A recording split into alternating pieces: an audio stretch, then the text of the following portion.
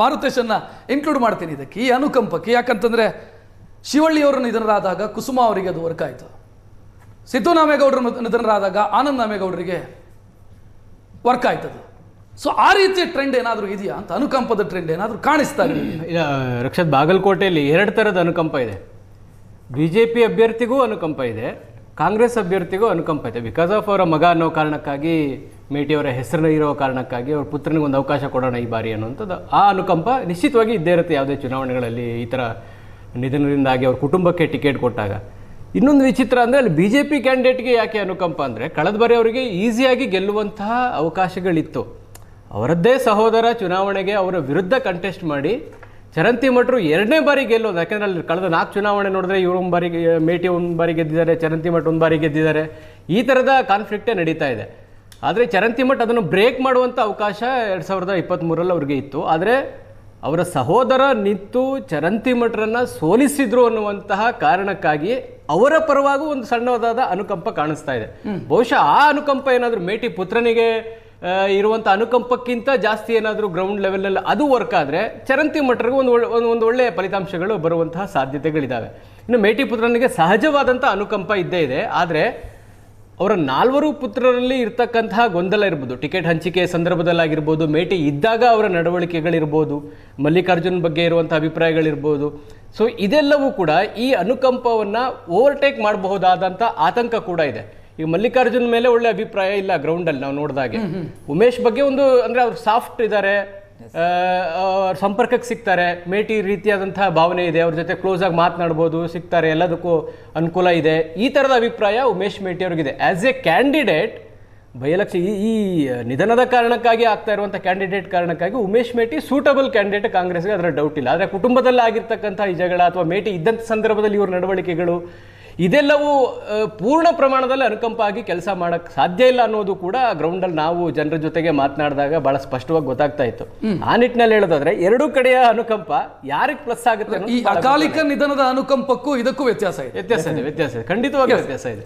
ಸುರೇಶ್, ದಾವಣಗೆರೆಯಲ್ಲಿ ತಾತನ ನಿಧನ ಮೊಮ್ಮಗನಿಗೆ ಅನುಕಂಪದ ಓಟುಗಳನ್ನು ತಂದು ಕೊಡುತ್ತಾ ಅಂತ ತಾವು ಮೊದಲೇ ಒಂದು ಮಾತು ಹೇಳ್ಬಿಟ್ರಿ. ನಾನು ಇದು ಅಕಾಲಿಕವಾಗಿ ಒಂದು ವೇಳೆ ಸಡನ್ ಡೆತ್ ಆದರೆ ಇನ್ನೂ ಆಯುಷ್ ಇದೆ, ಮೊದಲೇ ಈಗಲೇ ತೀರ್ಕೊಂಡ್ರು ಅನ್ನೋಂಥ ಸಂದರ್ಭದಲ್ಲಿ ಬರುವಂತಹ ಅನುಕಂಪ ಬೇರೆ.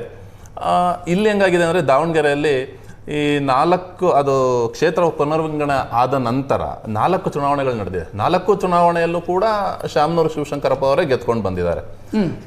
ಎಲ್ಲೋ ಅದರಲ್ಲೂ ಕೂಡ BJP 2ನೇ ಹಂತದ 2ನೇ ಪ್ಲೇಸ್ಗೆ ಬಂದು ನಿಂತಿತ್ತು.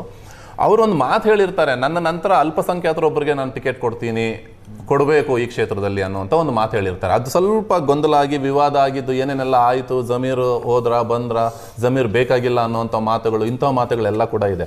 ಇಲ್ಲಿ ಅನುಕಂಪ ಬಹುಶಃ ಅಲ್ಪಸಂಖ್ಯಾತರ ಕಡೆಗೆ ತಿರುಗಬಹುದೇನೋ. ನಿರ್ಣಾಯಕ ಪಾತ್ರವನ್ನು ವಹಿಸ್ತಾರೆ ಅಲ್ಲ ಅಲ್ಪಸಂಖ್ಯಾತರು. ಯಾಕೆ ಅಂತಂದ್ರೆ 40% ಇಡೀ ಕ್ಷೇತ್ರದಲ್ಲಿ 40% ಅಲ್ಪಸಂಖ್ಯಾತರಿದ್ದಾರೆ. ಅಲ್ಪಸಂಖ್ಯಾತರು ಏನೇ ಆದರೂ ಕೂಡ ಕಾಂಗ್ರೆಸ್ ಅನ್ನ ಕೈ ಬಿಡೋದಿಲ್ಲ ಅನ್ನುವಂತಹ ಒಂದು ಮಾತಿತ್ತು.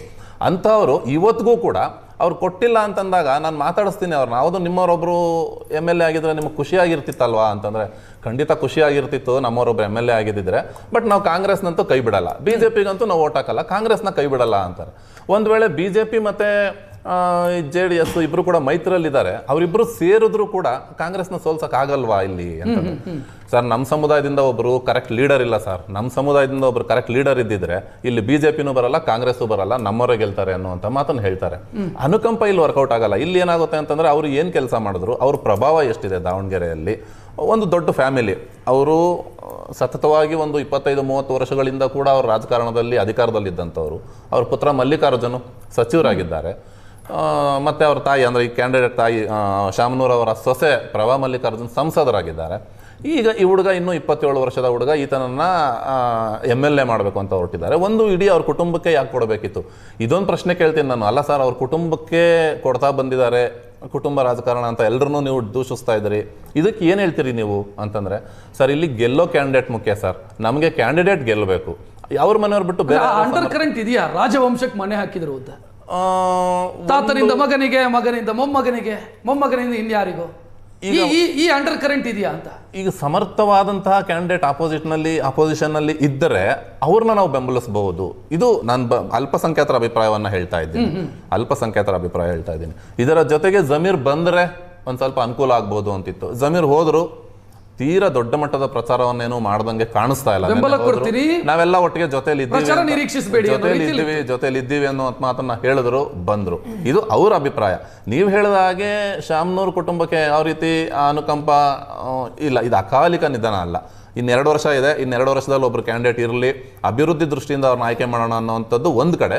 ಬಿಜೆಪಿ ತೀರಾ ಕೆಳ ಹಂತದ ಒಬ್ಬ ಕಾರ್ಯಕರ್ತನಿಗೆ ಟಿಕೆಟ್ ಕೊಟ್ಟಿದೆ.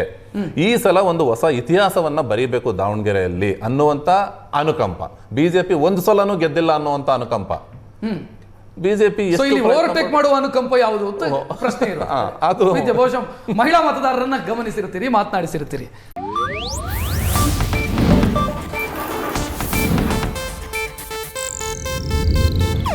ಇದು ಏಷ್ಯಾನೆಟ್ ನ್ಯೂಸ್ ನೆಟ್ವರ್ಕ್ ಪ್ರಸ್ತುತಿ.